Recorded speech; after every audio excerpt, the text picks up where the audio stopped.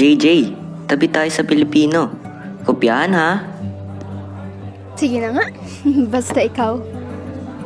Palagi namin itong gawain para makasagot sa pagsusulit sa Filipino.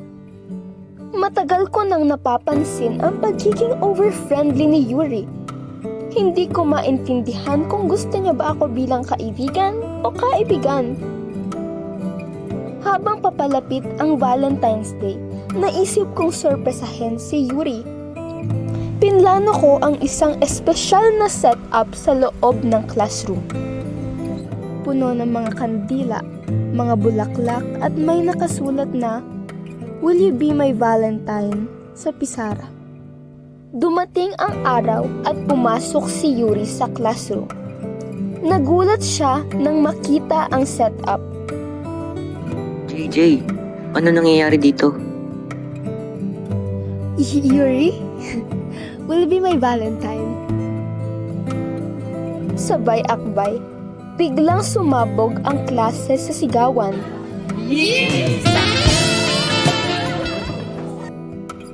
Biglang nilagay ni Yuri ang kamay sa aking balikat. Sandali lang JJ. Yes or no? Tanong ko habang kinikilig. Jay, bading ako.